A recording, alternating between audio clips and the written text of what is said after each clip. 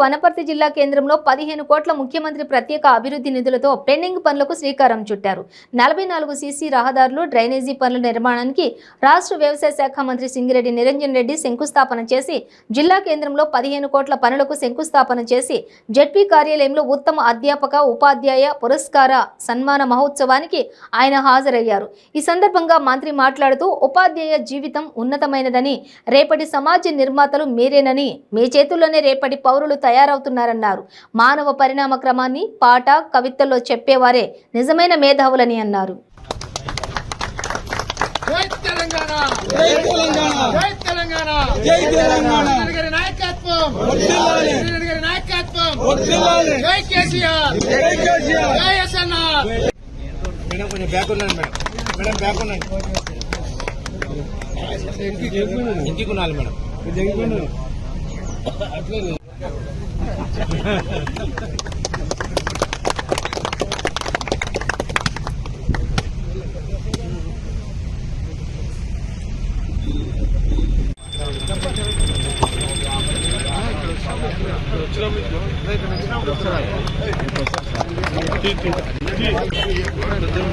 కొంచెం సైడ్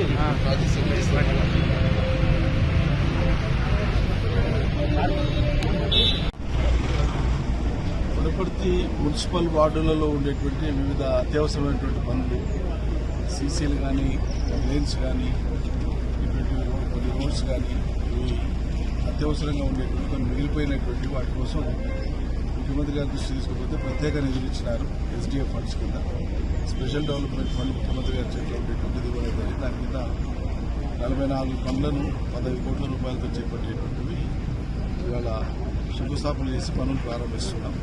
వీళ్ళైతే త్వరగా వీటిని పూర్తి చేసి ప్రజలకు సౌకర్యార్థం వాటిని వినియోగం తీసుకోవచ్చు. ఈ సందర్భంగా పొడుగాటి ఉపన్యాసం ఏం చెప్పను, 2-3 విషయాల మీద ముచ్చటిస్తాను అంతే.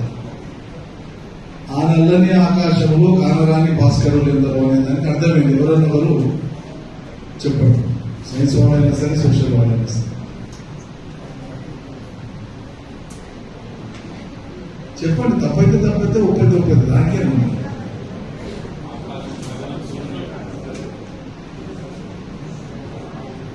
ఈ విశ్వం అనేటువంటిది అనంతమైనటువంటిది, మనకు తెలుసు.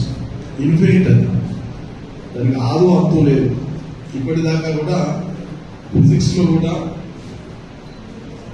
నోబెల్ బహుమతి వచ్చినటువంటి వాళ్ళు కూడా ఎవరు కూడా దాన్ని తేల్చలే. ఇంకా విశ్వం ఆది ఎప్పుడు, అంతగట్టుకు ఎక్కడ దాకా ఉంది, దాని పుట్టుక ఎక్కడ, చివరి ఎక్కడ దాకా ఉంది, అట్లా విస్తరించింది.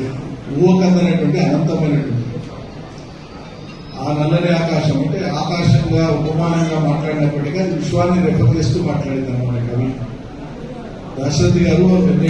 దాదాపు 70 ఏళ్ళు అయింది అనుకుంటుంది రాష్ట్రం. 70 ఏళ్ళు దాటిపోయింది. స్వతంత్రానికి ముందు రాస్తాం. ఆనాటి ఉద్యమ క్రమంలో రాస్తాం. అందుకే ఆయన మహాకవి. దాశరథిని మించినటువంటి కవి మళ్ళీ తెలంగాణలో ఇప్పుడు దాకా రాలేదు. నారాయణ రెడ్డి గారు ఆయనతో శ్రేణి, దాశరథితో శ్రేణి.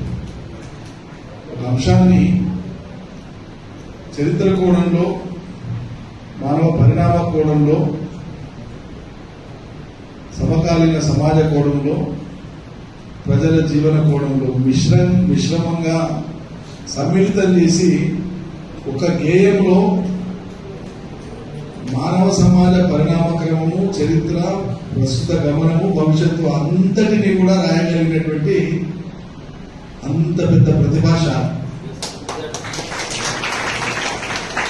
చాలా గొప్ప విషయాలని, చాలా ఎక్కువ విషయాలని, నిగూఢమైనటువంటి విషయాలని కొద్దిపాటి మాటల్లో చెప్పగలిగినటువంటి వాళ్ళే మేధావులు. మన సమాజంలో రివర్స్ ఉంటే అర్థం దానికి.